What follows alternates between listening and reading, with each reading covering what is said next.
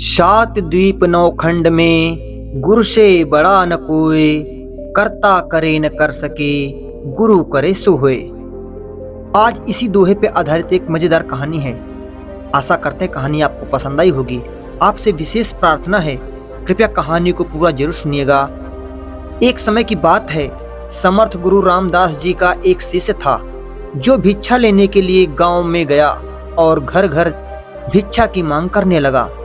समर्थ गुरु की जय, भिक्षाम देहि। समर्थ गुरु की जय, भिक्षाम देहि।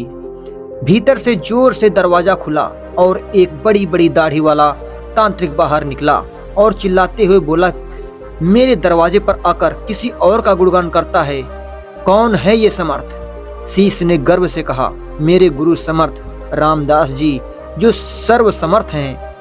तांत्रिक ने सुना तो क्रोध में आकर बोला कि इतना दुस्साहस कि मेरे दरवाजे पर आकर किसी और का गुणगान करता है, तो देखता हूँ कितना सामर्थ है तेरे गुरु में। मेरा साफ है कि तू कल उगता सूरज नहीं देख पाएगा, अर्थात तेरी मृत्यु हो जाएगी।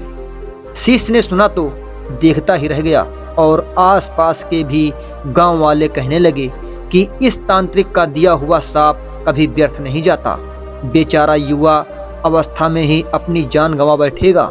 शिष्य उदास चेहरा लिए वापस आश्रम की ओर चल दिया और सोचता जा रहा था कि आज मेरा अंतिम दिन है, लगता है मेरा समय खत्म हो गया। आश्रम में जैसे ही पहुंचा, समर्थ गुरु रामदास जी हंसते हुए बोले, ले आया भिक्षा? बेचारा शिष्य क्या बोले। गुरुदेव हंसते हुए बोले कि भिक्षा ले आया? शिष्य जी गुरुदेव भिक्षा में अपनी मौत ले आया और सारी घटना सुना दी। इसके बाद एक कोने में चुपचाप बैठ गया। गुरुदेव बोले, अच्छा चल भोजन कर ले। शिष्य बोला, गुरुदेव आप भोजन करने की बात कर रहे हैं और यहाँ मेरे प्राण सूख रहे हैं, भोजन तो दूर एक दाना भी मुंह में नहीं जाएगा। गुरुदेव बोले, अभी तो पूरी रात बाकी है, अभी से चिंता क्यों कर रहा है, चल ठीक है जैसी तुम्हारी इच्छा। यह कहकर गुरुदेव भोजन करने चले गए। फिर सोने की बारी आई, तब गुरुदेव शिष्य को बुलाकर बोले, हमारे चरण दबा दे। शिष्य मायूस होकर बोला, जी गुरुदेव, जो कुछ क्षण बचा है जीवन के उस क्षण में आपकी सेवा कर ही प्राण त्याग करूं, यही अच्छा होगा। फिर गुरुदेव के चरण दबाने की सेवा शुरू की। गुरुदेव बोले, चाहे जो भी हो चरण छोड़कर मत जाना। शिष्य बोला, जी गुरुदेव कहीं नहीं जाऊंगा। गुरुदेव बोले, अपने शब्दों को 3 बार दोहराए कि चरण मत छोड़ना, चाहे जो हो जाए। यह कहकर गुरुदेव सो गए। शिष्य पूरी भावना से चरण दबाने लगा। रात्रि का पहला पहर बीतने को था। अब तांत्रिक ने अपने साप को पूरा करने के लिए एक देवी को भेजा जो धन से भरी थी, सोने चांदी हीरे मोती से भरी थी। शिष्य चरण दबा रहा था, तभी दरवाजे पर वो देवी प्रकट हुई और कहने लगी कि इधर आओ और ये सोने चांदी से भरा ये ले लो। शिष्य भी बोला, जी मुझे लेने में कोई परेशानी नहीं है, लेकिन क्षमा करें, मैं वहां पर आकर नहीं ले सकता हूँ। अगर आपको देना ही है तो यहाँ पर आकर दे दीजिए। देवी सुनी तो कहने लगे कि नहीं नहीं, तुम्हें यहाँ आना होगा, देखो कितना सारा है। शिष्य बोला, नहीं, अगर देना है तो यहीं आ जाइए। तांत्रिक ने अपना पहला पासा असफल देख दूसरा पासा फेंका। रात्रि का दूसरा पहर बीतने को था, तब तांत्रिक ने उसी औरत को शिष्य की मां के रूप में बनाकर भेजा। शिष्य गुरु के चरण दबा रहा था, तभी दरवाजे पर आवाज आई, बेटा तुम कैसे हो? शिष्य ने अपनी मां को देखा तो सोचने लगा, अच्छा हुआ जो मां के दर्शन हो गए, मरते वक्त मां से भी मिल लेता हूँ। वो औरत जो मां के रूप में धारण की थी बोली, आओ बेटा गले से लगा लो, बहुत दिन हो गए तुमसे मिले हुए। शिष्य बोला, क्षमा करना मां, लेकिन मैं वहां नहीं आ सकता क्योंकि अभी गुरु चरणन की सेवा कर रहा हूँ, मुझे भी आपसे गले लगना है, इसलिए आप यहीं आ जाओ।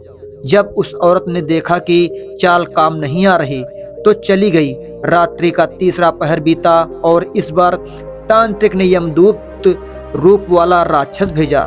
राक्षस पहुंचकर शिष्य से बोला कि चल तुझे लेने आया हूँ, तेरी मृत्यु आ गई है, उठ और चल। शिष्य भी झल्ला कर बोला, काल हो या महाकाल, मैं नहीं आने वाला। अगर मेरी मृत्यु आई है तो यहीं आकर ले जाओ मुझे, लेकिन गुरु चरण नहीं छोड़ूंगा। बस फिर राक्षस भी चला गया। सुबह हुई, चिड़िया अपने घोंसले से निकलकर चहचहाने लगी। सूरज भी उदय हो गया। गुरुदेव रामदास जी नींद से उठे और बोले कि सुबह हो गई। शिष्य बोला, जी गुरुदेव सुबह हो गई। गुरुदेव बोले, अरे तुम्हारी तो मृत्यु होने वाली थी ना, तुमने ही तो कहा था कि तांत्रिक का साप कभी व्यर्थ नहीं जाता, लेकिन तुम तो जीवित हो। शिष्य भी सोचते हुए बोला, जी गुरुदेव लग तो रहा हूँ कि जीवित हूँ। फिर रात्रि की सारी घटना याद की। फिर समझ में आई कि गुरुदेव ने क्यों कहा था कि चाहे जो भी हो जाए चरण मत छोड़ना। शिष्य गुरुदेव के चरण पकड़कर खूब रोने लगा। बार बार यही कह रहा था, जिसके सर पर आप जैसे गुरु का हाथ हो उसे काल भी कुछ नहीं कर सकता। दोस्तों, इस कहानी से हमें क्या सीख मिलती है?